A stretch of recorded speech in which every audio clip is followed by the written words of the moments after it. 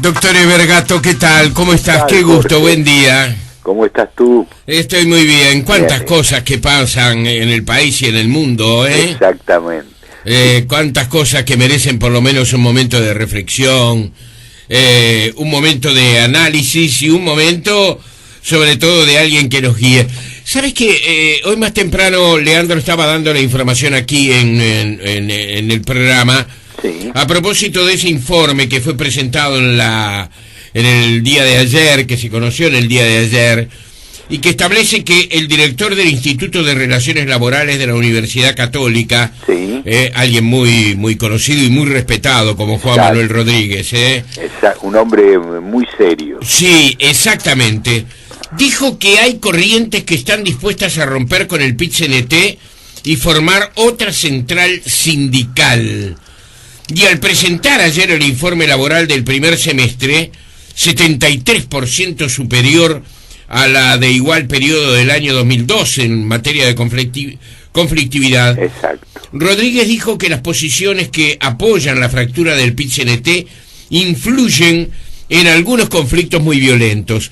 Y entonces están, Leandro hoy mencionaba precisamente los gremios que podrían estar en una situación así, o están evaluando una situación así, que son los del transporte, ¿verdad? El taxi, fundamentalmente. Taxis, educación, sí, y los municipales de Montevideo, ¿no? ADEOM Montevideo. Que han sido los más conflictivos, ¿no? De alguna manera. Claro, yo no recuerdo que haya antecedentes de algo así. Hubo en su momento una separación de una central sindical.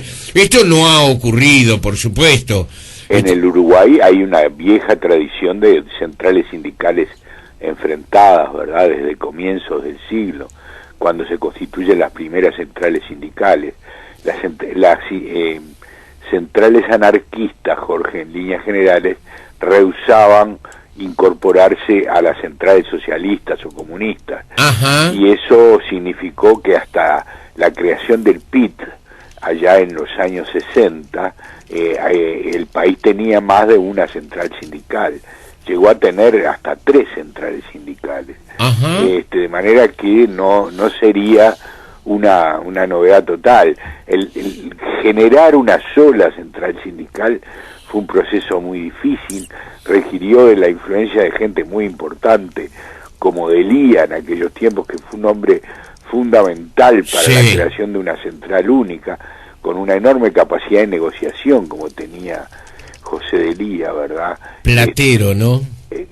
Platero, en fin, hubo mucha gente que influyó para eso, de manera que un quiebre en la unidad sindical sería un golpe muy duro para el movimiento de los trabajadores uruguayos, ¿no? Más allá de que son problemas que obedecen a razones múltiples, en líneas generales de tipo ideológico en este caso, ¿no? Sí, sí, sobre todo uno intuye que detrás de todo esto hay posiciones políticas relacionadas fundamentalmente al vínculo que se tiene con las decisiones de gobierno, sí, ¿no? Sin duda, porque son los que mencionaba Leandro y que tú repetías, son sindicatos que están situados, están muy radicalizados. Línea dura. Línea dura, están fuera del apoyo directo al gobierno, a diferencia del PIT-CNT, que tiene muy buenas relaciones. Más allá de que puedan en algún conflicto enfrentarse, va a haber un paro general decretado por el PIT-CNT mañana. Sí. Así que no es una relación jerárquica entre el gobierno y el PIT-CNT, como puede ser la socialdemocracia europea. Algunos países que tienen relación, o los laboristas, relaciones directas entre los sindicatos y el Partido Socialista. Eso no ocurre en Uruguay, pero de cualquier modo son relaciones muy fluidas, muy cercanas. Entonces, el PIT-CNT en ese sentido tiene lo que ellos llaman con orgullo la independencia de clase, claro, desde el punto de vista de que defienden los intereses de los trabajadores. Pero aún así hay una correspondencia bastante notoria. Hay muchísimos ex sindicalistas en este gobierno, empezando por una figura tan emblemática como el ministro de Trabajo, ¿verdad? Claro. Que es un hombre que tuvo una larguísima tradición sindical, y hay muchos ejemplos más de todo eso. Sí. Ahora, esto es otro fenómeno, es un fenómeno que tiene que ver con una disociación clara entre la extrema izquierda o la izquierda radical y la línea del gobierno. Como nosotros todos sabemos, el Frente Amplio, en su gran mayoría, no en su totalidad, tiene una línea de izquierda moderada, una línea de tipo socialdemócrata, sí, donde el pacto con el gobierno, el acuerdo, es uno de los instrumentos más importantes para regular las relaciones sindicales. Fíjate tú, Jorge, que este conflicto de la enseñanza sí, supuso un quiebre muy importante en esa línea. ¿Por qué? Porque por primera vez en varios años un sindicato desconoce un convenio firmado con el gobierno. Sí, sí, sí. Ese convenio era la línea básica de relacionamiento del gobierno con el PIT-CNT, ¿verdad? Firmar acuerdos a mediano y largo plazo de manera de asegurar ventajas a los trabajadores y estabilidad laboral al gobierno. Ese es el eje de las políticas pactistas de tipo socialdemócrata que el Frente Amplio seguía y que el PIT-CNT también apoyaba. Este conflicto supuso la quiebra de esa línea, de ahí la importancia, que no sé si ha sido lo suficientemente advertida, de un conflicto que tuerce una tradición en la línea de la central sindical. Por eso no fue bien recibido este conflicto, ni en el gobierno ni en el PIT-CNT. Sí. Y yo creo que a esta línea política obedece este intento de, o estas amenazas o estas predicciones de crear dos centrales sindicales, ¿no? Sí. Yo no sé si sería bueno para el gobierno que ello ocurriera y bueno para el país. Me parece que es un logro que haya una sola central sindical, más allá de cualquier diferencia que uno pueda tener con su línea ideológica, que como sabemos en este momento está centralizada en el Partido Comunista, algún peso del Partido Socialista menor y algún peso decreciente del MPP, claro, en las líneas sindicales. Pero de cualquier manera es una coordinación cercana, como decíamos antes, al gobierno. El hecho que haya dos centrales sindicales puede producir, como produce en algunos países, una puja entre las centrales sindicales. ¿Cuál se muestra? Argentina, caso típico. Que se habla muy a menudo de una CGT oficial. Exacto. Y de una CGT opositora. Lo cual ha creado problemas complejos. Sí, corrupción, por ejemplo. ¿Cómo dices? Corrupción, por ejemplo, que es un fenómeno muy acendrado en la Argentina y que en el Uruguay, en ese campo, tiene muchísimo menor notoriedad, ¿no? Claro. No es un país donde se hable de centrales sindicales o de sindicatos corruptos, como ocurrió notoriamente en los Estados Unidos, ¿no? Ahora, hay pronunciamientos muchas veces que se dan concretamente a partir de la central sindical, ¿verdad? Que de alguna forma digamos, envuelven pensamientos políticos e ideológicos que se corresponden con sus dirigentes, pero muchas veces uno debe pensar, no se corresponden con sus afiliados. Pero claro, uno supone que el PIT-CNT le cobra mensualmente el aporte a blancos, a colorados, a gente del Partido Independiente, es decir, y a políticos. Sí. Pero sin embargo, muchas veces no cuesta ser muy astuto ni muy agudo para descubrir, digamos, un discurso que está afín a una ideología política. ¿Qué es un sindicato? Bueno, claro. El sindicato realmente tiene como centro la defensa de los derechos de los trabajadores, o tiene también como objetivo el de divulgar las ideas que sus dirigentes sienten y que muchas veces llevan a la práctica. Hay muchos sindicalistas que han renunciado al sindicato para pasar a ser directamente, digamos, representantes de algunos partidos políticos. Eso nunca me gustó, ¿sabes? Es un viejísimo. Nunca me gustó que alguien que estuvo en un sindicato casi inmediatamente pase a ser candidato por un partido político, porque ¿hasta dónde fue libre de su pensamiento y hasta dónde pensó en los derechos de los trabajadores? Hasta dónde defiende los intereses de su clase y hasta dónde defiende intereses generales. Sí. Esta es una viejísima polémica que ha atravesado la historia misma del sindicalismo. Ha habido tendencias de un sindicalismo independiente que no quería en modo alguno mezclarse con la política. El caso típico, ya lo mencionaba yo, que eran los anarquistas, ¿verdad? Los anarquistas pretendían que el sindicato no participara de ningún modo en la política y le parecía aberrante que hubiera partidos políticos constituidos por los sindicatos, como es el caso históricamente notorio del Partido Laborista inglés, ¿verdad? Que está constituido por los sindicatos, cuya base es una federación de sindicatos. Bueno, esto le parecía horrible. Ahora, yo coincido contigo, cuando el sindicato se introduce en la labor de los partidos políticos, en el mismo campo que los partidos políticos, está de algún modo desconociendo la voluntad de sus afiliados, que se supone que pertenecen a partidos políticos diferentes. Ellos dicen que los empresarios lo hacen, por lo tanto lo pueden hacer ellos. Sí, creo que la situación es diferente, ¿no? Sí, yo también. No estoy tan seguro que los empresarios lo hagan, más allá de que defienden sus intereses corporativos como dueños de las empresas.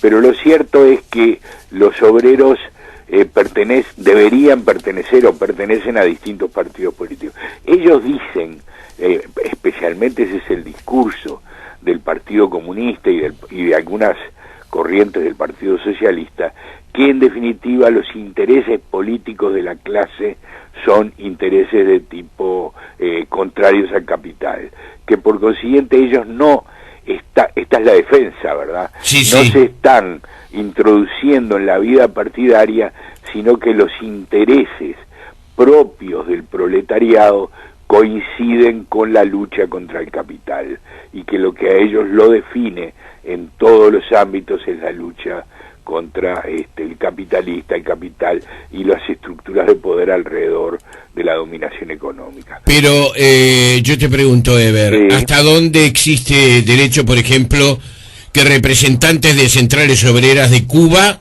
estén en actos del 1 de mayo? ¿Eso le gusta a todos los trabajadores o le gusta a los dirigentes del PIT-CNT? Jorge, lo que pasa es que en los hechos esa filosofía del clasismo, de los intereses de la clase, conduce a una clara intromisión en temas de político partidario.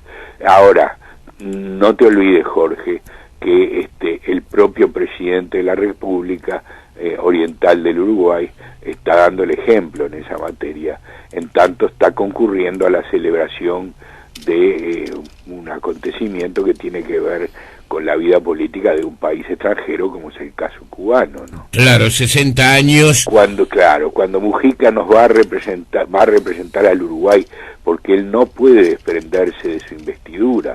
El presidente no se puede sacar el uniforme y decir ahora soy un militante político. Cuando llega al país se pone la banda presidencial y asuma el rol de presidente. Eso no lo puede hacer.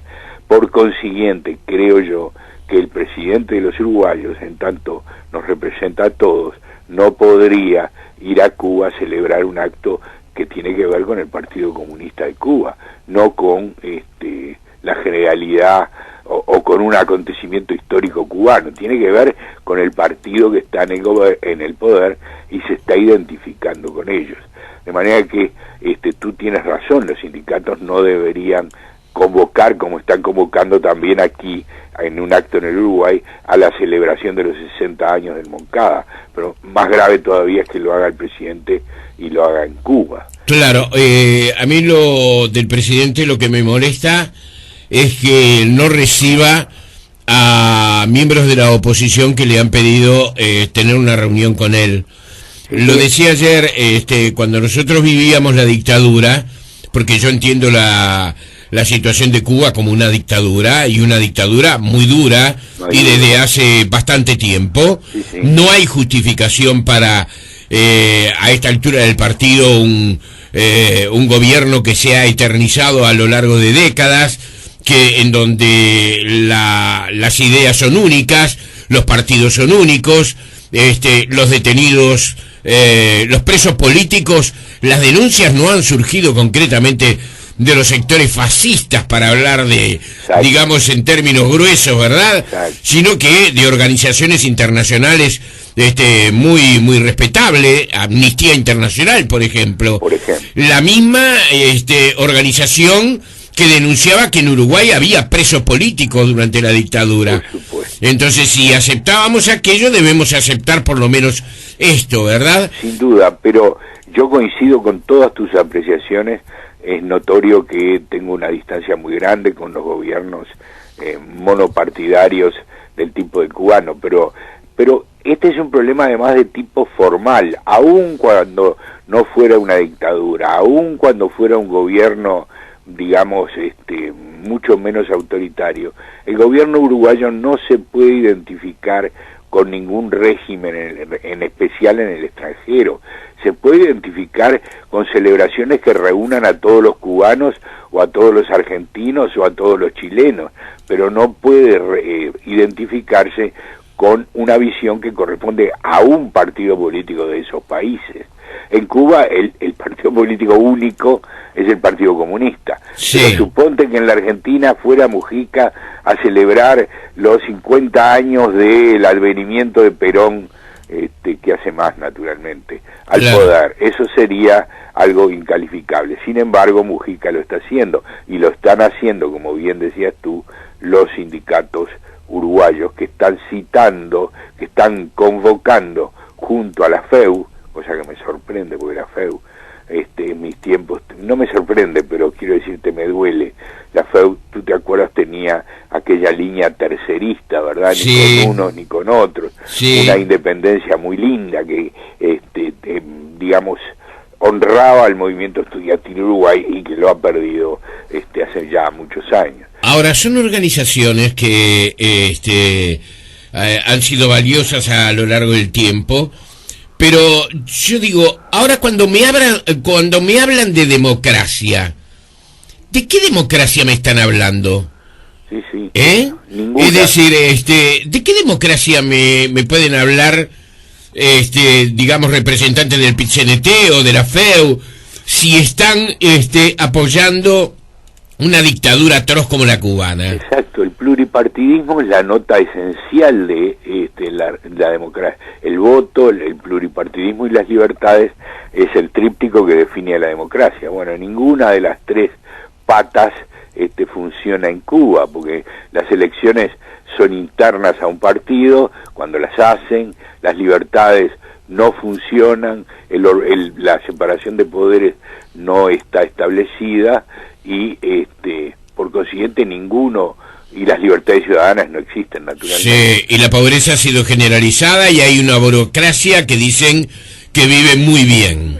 Bueno, no hay más que ir a Cuba para advertir todos esos fenómenos. Un país que tiene alrededor de más del 15% de la población en el exilio ya está dando señales de lo que significa ese país. Bueno, no obstante, aquí se celebra, es una cosa extraña, ¿no? Sí. Porque en el Uruguay, que yo lo digo con orgullo, con alegría y con Pero fervor. ¿en representación de quién? Porque eso quiero saber. ¿Cuántos de los trabajadores hoy concretamente harían este homenaje o adhieren a este homenaje? Sí, muy ¿Quién poco maneja, quién consulta a los trabajadores? Bueno, lo decíamos recién, Jorge, es básicamente, la influencia principal está medida, es un dato, yo no estoy haciendo una denuncia, estoy constatando un dato conocido, es mayoritariamente por parte del Partido Comunista, por parte de corrientes sindicalistas socialistas en menor grado, y algunos elementos del PIT-CNT. El gobierno dice que hay, del MLN, el gobierno dice que hay blancos y colorados en los sindicatos, yo no lo sé, tengo la impresión de que si los hay son muy pocos, pero Sí. además celebro que sea así, porque eso implicaría que hay una cierta apertura en el PIT-CNT que no se ve en sus declaraciones, como no se ve en este caso. No me parece que un sindicalista blanco colorado pueda apoyar Sí. que el PIT-CNT celebre los Bueno, 60 años del Moncada. Ese es otro aspecto, ¿no? El abandono que han tenido los partidos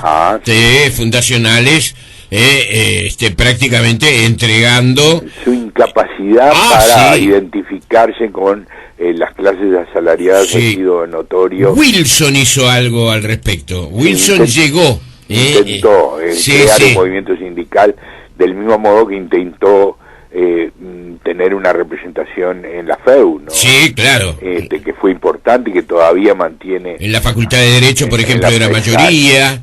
Exacto. Sí. Pero lo cierto es que los partidos sindicales tradicionales en su conjunto han sido un verdadero desastre en ese sentido, lo cual explica en gran medida su situación electoral actual, ¿no? También. No hay duda de eso. Pero bueno, así son las cosas, Jorge. Doctor Evergato, ha sido un gusto escucharlo como siempre. Un abrazo. Muchísimas gracias. Que pases lindo. Chau, chau.